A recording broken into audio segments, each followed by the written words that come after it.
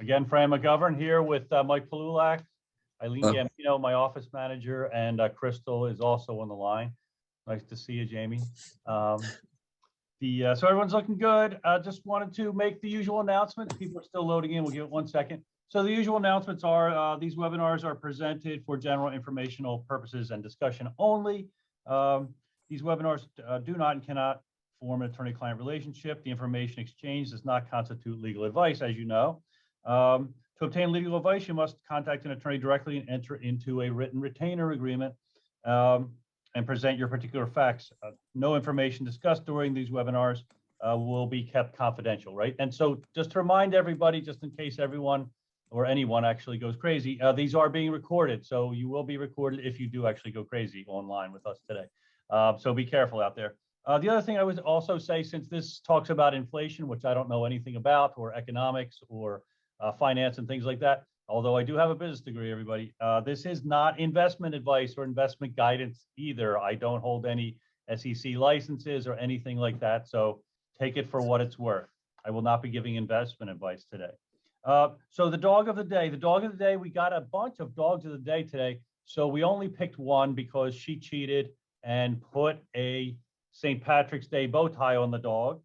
This is River, and let's see, owned by Lori, I hope I'm getting this right, Paolillo from County Creek Condo Association. Lori, I hope I didn't butcher your name there. Nice, nice looking dog. Looks like a Bernese Mountain Dog. I'm not sure. You didn't tell us the breed, but sure looks like a Bernese. Beautiful, and I like the bow tie, and we're very much down with St. Patrick's Day, of course, here at McGovern Legal Services. Let's see, just so I don't offend anybody, we did have another Linda from EPM had submitted her dog. We will make Linda's dog next month's dog of the day because you got snaked with the bow tie there, Linda. Sorry about that. So the topic today is ouch, inflation in your association. So anyone who watches the news, the morning news on TV or watches it on the internet or what have you, knows what, right? That every media outlet is totally unreliable, regardless of what end of the political spectrum you're on. The media is totally unreliable right now. So keep that in mind. So take everything you see on the morning news with a grain of salt. However, it seems pretty clear that inflation is on the rise. And again, I'll just refer to CNN as just one source of inflation numbers. There are all kinds of inflation numbers coming out every day. And I know some of you online with us are finance people, are economist type people, et cetera. So feel free to add something in the chat if you say, hey, Fran, you're out of your mind. None of this makes any sense. So what CNN is reporting is that the past 12 months has been the highest change in the inflation rate since 1982. And not all of us, but many of us, I'm looking around the screen here just to kind of get a guesstimate.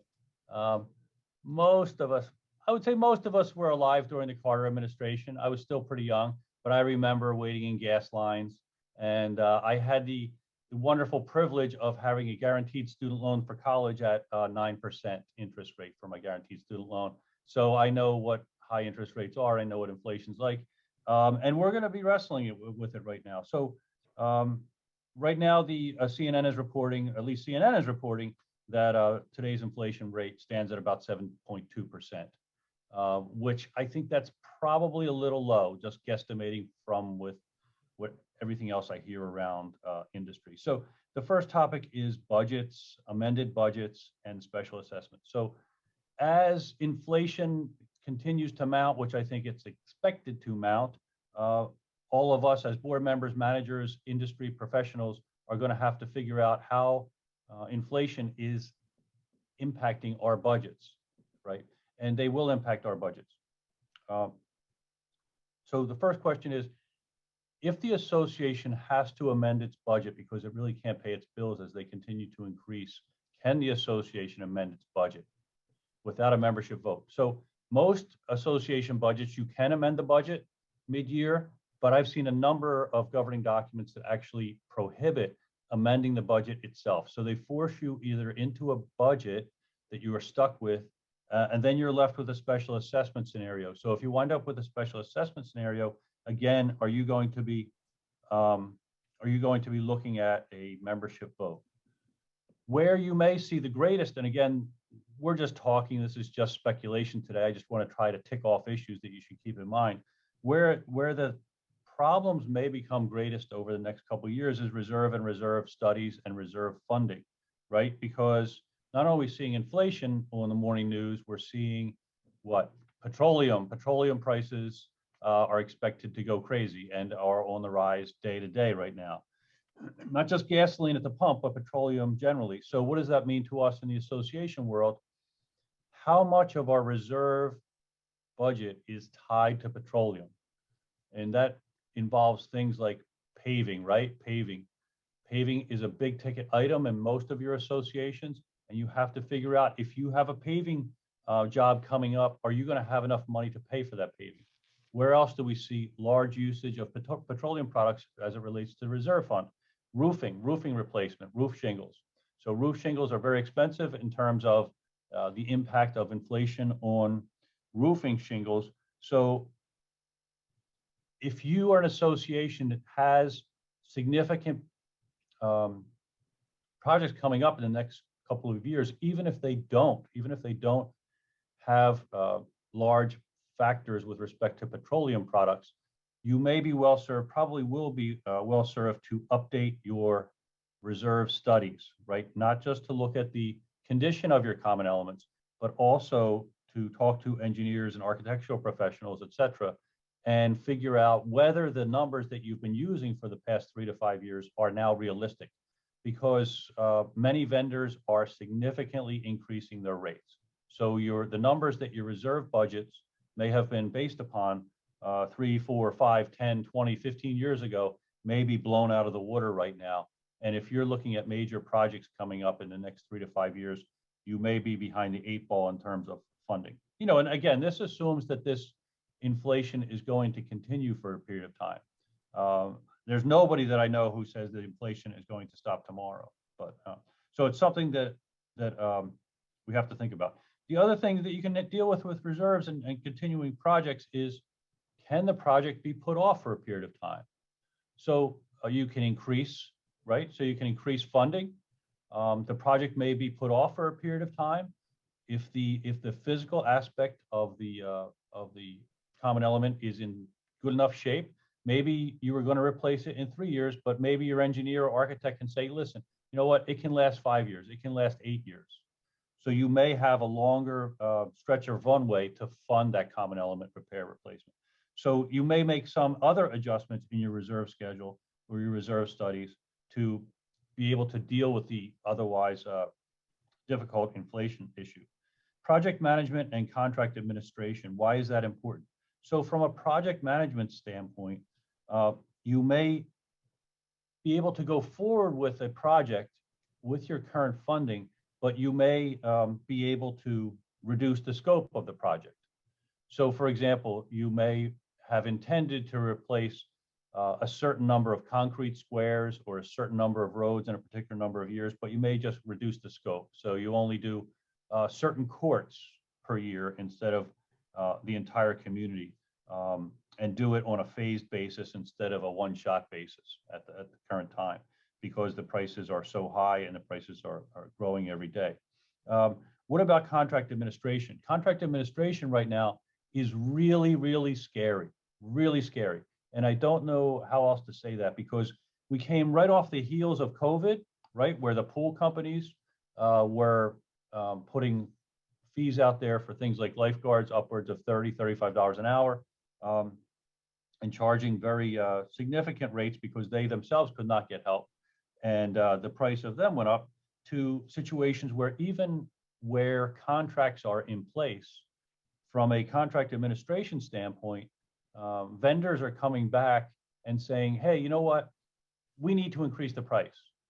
And the association saying, well, wait a second, we actually have a contract and there is no escalator clause in the contract, right? So if you have a contract, if you're under contract, and a vendor comes back to you and says, hey, I want to submit a change order, or I want to charge you more on the existing contract, take a look at your contract and see if there is an escalator clause in there that finds out, if it's based on a certain material cost or what have you, do they have the right to pass it through to you? Do they have the right to submit additional invoices to you?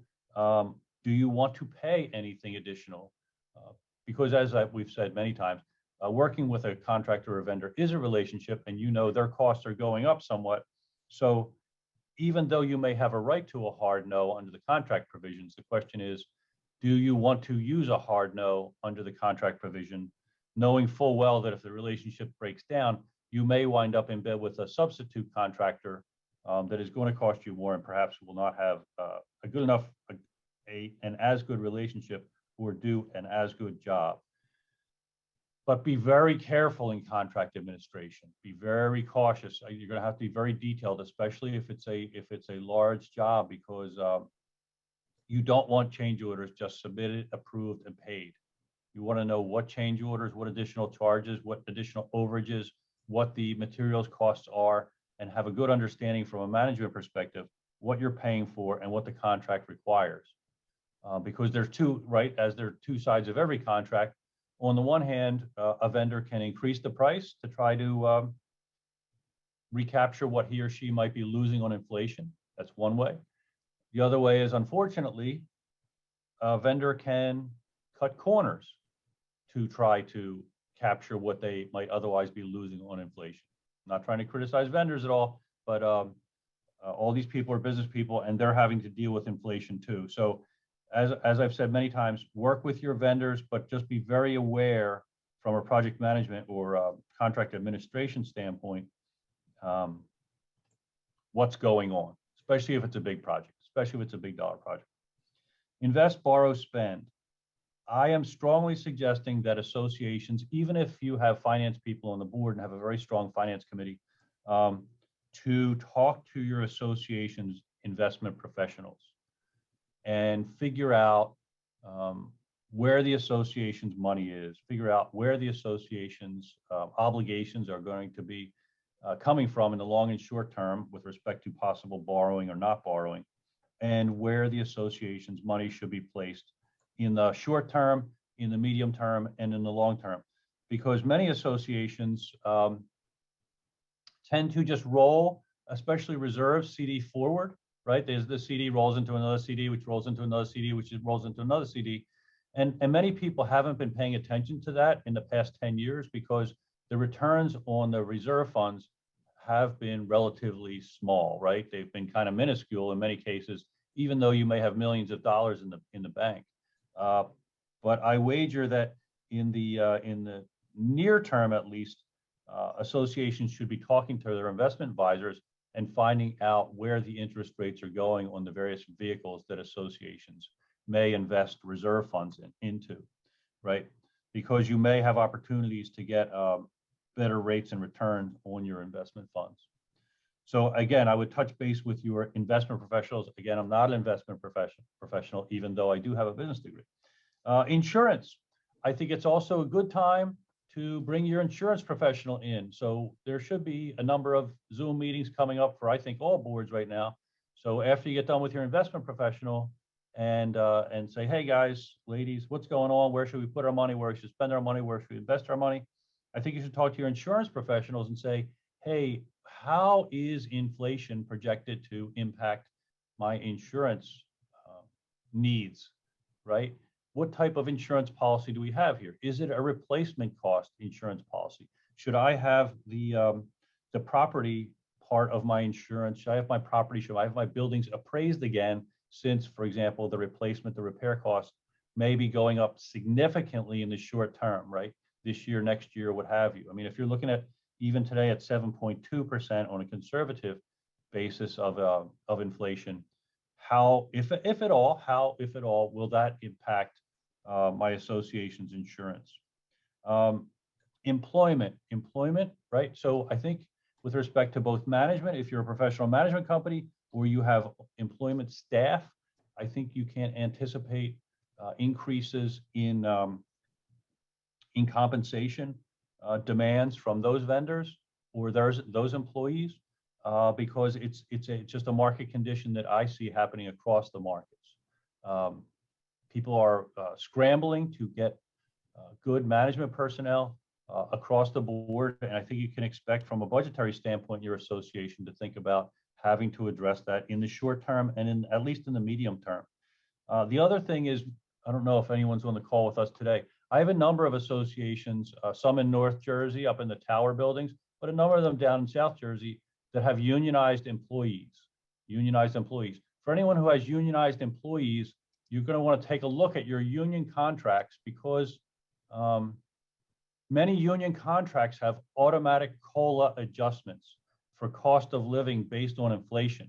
So even if you're saying, hey, we never sat down with our people and discussed increasing their pays or what have you, if you have union employees, you may be getting a raise to them, whether you think you're getting a raise to them or not, right? So that may kind of take you by surprise, blindside you a little bit, especially if you have union employees. And we have a number of clients that have unionized employees. What else do we have? The New Jersey, I don't believe has this. I think it's been attempted several times, but for those of you who have units in other states, there are other states that also peg the minimum wage to inflation. And the minimum wage goes up key to the inflation standard. So I don't see that in New Jersey at the moment, but it could be something that's coming. Again, back to the Carter administration days, what was happening there were a lot of many more unionized contracts and unionized employees back in the day that were impacted by the cost of living standard. And they were also, so not only did you have the COLA adjustments, you had wages going up at the same time prices were going up. So you had what they called the wage price spiral. Wages would go up, prices would go up, prices would go up, wages would go up. And you just wound up with a spiral at the time. And that was a very difficult thing to break that inflationary spiral for those of you who remember back in the day what people were paying for gas and student loans and things like that. I think, Mike, you wanted to add something? Well, a couple comments. So back to moving forward with some of the big projects. I just want to point out, I'm dealing with this now, so I just want to make sure everyone's kind of aware. When a board wants to move ahead with a project and the funding isn't readily available, the question becomes, well, how are we going to pay for the project? So the options are special assess the members, right? Take from your reserves, but if you don't have reserves, the other option is you can borrow the money. Before management and the board goes too far down the road of meeting with the lenders and lining up contractors, I would strongly suggest talking to the attorney first to make sure the board has the right to borrow and spend the money without membership approval. Because what we're finding oftentimes is, you go down the road and all of a sudden you have to start back at the beginning again. And what I mean by that is in order to close on a loan, you will need explicit authority in the bylaws for the board and the association to borrow the money. And if it's not there, you have to amend your governing documents. And then the second question is, okay, we can borrow the money. Can we spend this money without the membership approval? So a lot of times there is a cap on certain types of expenditures that a board can make before the members have to approve it. So it's worth looking into. The third aspect of that is repaying the loan. Are we going to pass a special assessment to repay the loan, or are we just going to add it to the budget? Because oftentimes the members like to have, some members anyway, like to have the option of paying off the loan up front, right? So that it doesn't get added to their monthly maintenance fee. If you're going to do that, you would need to pass a special assessment. What I'm dealing with now is in order for the board to pass that, or the membership to, or the association to pass the special assessment, the members have to approve it. They need a 2/3 majority vote in this particular community. So the only real option there without getting the members involved is for the board to amend the budget. It just becomes a little more complicated. So I guess my point is it's worth looking into before you go too far down the road, whether or not the entire community needs to be involved or whether just the board has a right to go ahead and make these decisions. And the other aspect I just wanted to touch on, this came up in a conversation recently with an insurance broker in the industry. If you've turned on the news lately, you've probably heard something about Ukraine and Russia, right? And with this particular community that the broker was working with, they were up for renewal on a terrorism and cybercrime addendum onto their policy. And they were negotiating the specifics on it. And the board in that particular instance didn't pull the trigger about a week and a half ago. And the policy for the 2-year policy that they were looking at for cybercrime and terrorism no longer existed for a 2-year policy. And they were stuck with a much more expensive 1-year addendum to their policy. So I guess my point is, you know, being what's going on in Europe right now, it might, back to what Fran was saying, be a good idea to have a talk with your insurance broker to find out what kind of coverage we have. And I certainly don't mean to set off any alarms or anything, but just find out what kind of coverage you have for cybercrime and for terrorism. I think it would just be worth noting, right? In case you may need to seek some sort of addendum or an extension on your policy. Yeah, thanks, Mike. So the question, so Mike and I were discussing this before we hopped on the call today. The interesting thing is, when does cybercrime become terrorism, right? So, and you've heard me talk about insurance before, and I'm friends with many, if not all, of the insurance representatives in the industry. The question I give them a hard time about is, you know, it always seems like heads I win, tails you lose in the industry, right? In the insurance industry, right? It's heads I win, tails you lose. So that they can always find, for those of you who saw the movie back in the day, Steve Martin in The Jerk, you know, he thinks he wins the big prize, and they're like, no, it's just the shelf down here and the lower shelf, and then he comes down with almost nothing at the end of the day.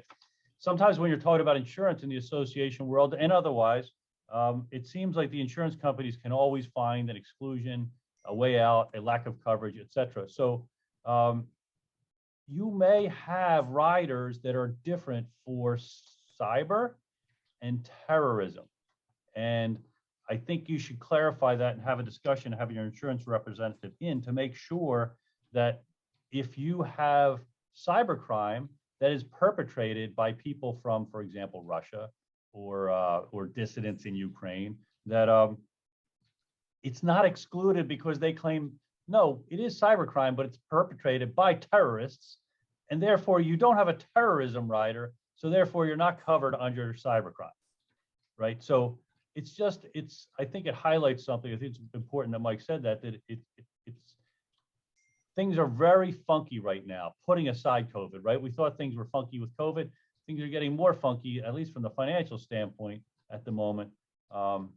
And I think it really means that you have to call those financial professionals in, at least by Zoom at a minimum, if not in person, and say, hey, you know, please lay out to us where we think we should be going given our current status.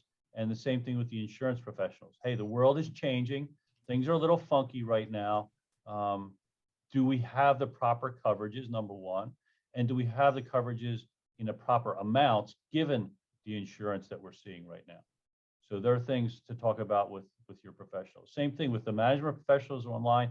I know most of those online today would already be reaching out to their various clients to talk about these issues. So I think it's going to be something of a wait and see in the inflation side of things. And I think a lot of it obviously will depend on not just the pure financial aspects and the monetary aspects of what's happening in the United States, but as Mike said, what's happening over there in the Ukraine area, especially from the petroleum standpoint, in terms of petroleum production and or embargoes on the various countries that are big oil producers. So again, regardless of what you see on the morning news, regardless of what channel you watch, please start talking to your boards and your other professionals in the industry as to how you can soften the inflation blow, because it's here, it's coming. I'm already seeing change orders. I'm already seeing change orders coming across my desk.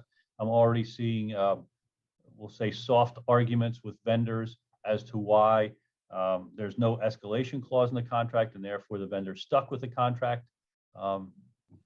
So it's obviously we'd like to keep good vendor relationships, but at the same time, you want to be reasonable. You also want to be fair to yourself in these situations. So not many questions today. That was really fast today, gosh. only By the way, 4:30. It's only Fran, I have just a Go ahead. comment from Jessica Bischoff. She says, I work for a cybersecurity organization and I could not agree more. Talk to insurance about cyber insurance, and same goes for management organizations. Yeah. Marcos Jimenez says petroleum byproducts also include things like garbage bags, and he's absolutely right. So people nice dog there, John.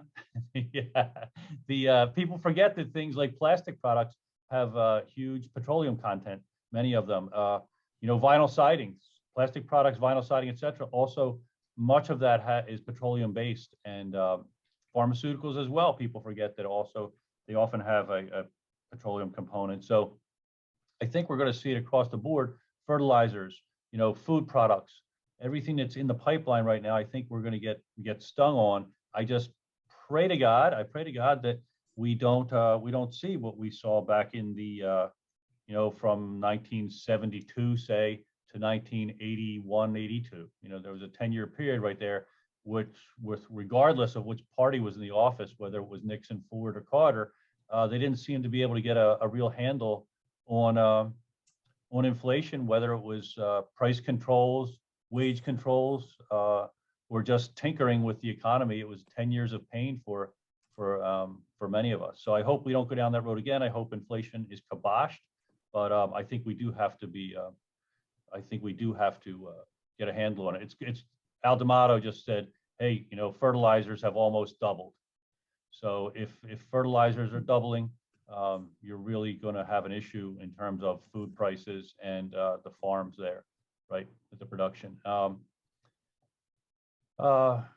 Yeah, Lori said, hey, on the insurance world, you can't, it's a crystal ball type thing, but it's better to have 1 year coverage than no year coverage. So I think that's true, especially given the fact that there are threats all over the internet right now that there will be cyber attacks rolling out from Eastern Europe. Hopefully that doesn't come either, but it's better to have insurance for that. And it's better to have an insurance professional come and explain that than just the board hoping, that they have the right riders or they have the right policies. Yes, someone said, remember President Jerry Ford's program to wipe out inflation now? Yeah, the WHIP. It was the WHIP program. Yeah, so like I said, it wasn't a matter of Republican, Democrat, or what have you. It was, I think, both parties and all three presidents at the time were trying to deal with it and trying to kibosh inflation. And it was just a real struggle. And I think when, I forget the name of the guy, was named maybe Paul Volcker or something, was in charge of the Fed. When he was assigned to the Fed, I think he imposed some serious pain on the economy to get inflation under control, right? Because easy money is like a drug, right? It can be addictive, but it also crushes people who have saved for their whole lives and people who are on a fixed income, right, going forward, right? So they're not seeing the impact of raises. Here's a question off topic. Do you think COVID and guests is a non-issue at this point? So Danita says, hey, are guests a non-issue at this point? So Danita, I would say that that's going association by association. So I think some associations are looking forward to have guests, especially at their outdoor events in the springtime and summer. So I think most associations, people can chime in if they want, are looking forward to having guests at their swimming pool, at their outdoor facilities at a minimum this spring and summer.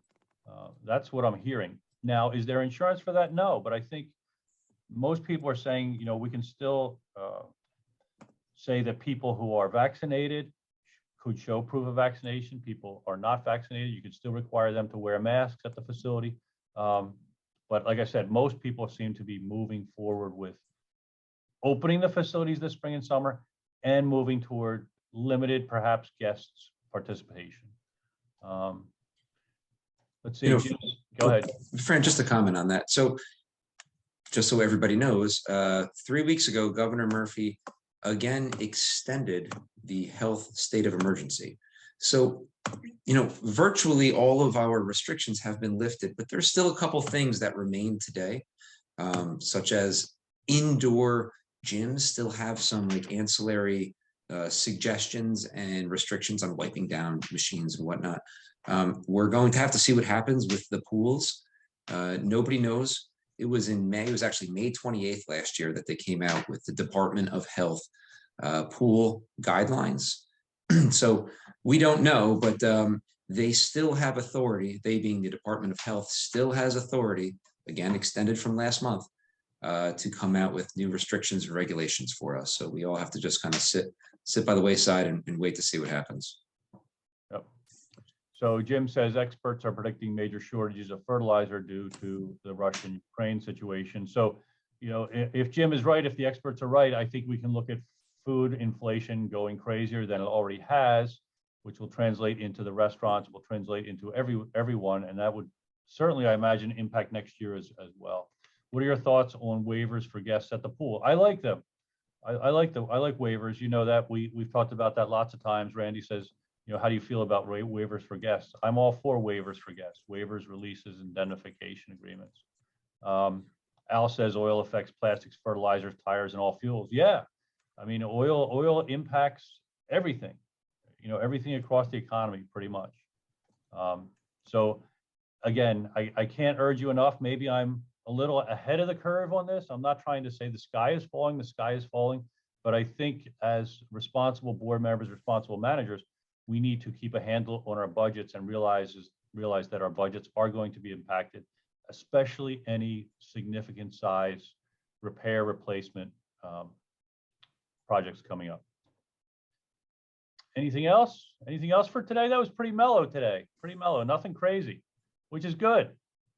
Good, you know, good, nice, mellow is good. So we're going to take off. It's good seeing everybody. Nice to see you, Danita. Nice to see you, everybody. Good to see you. Somebody had a question. I will get back to you. Let's see. Paxson, I will get back to you offline. I saw your question, Paxson, and I will get back to you offline. All right. So that's great seeing everyone. Have a great day.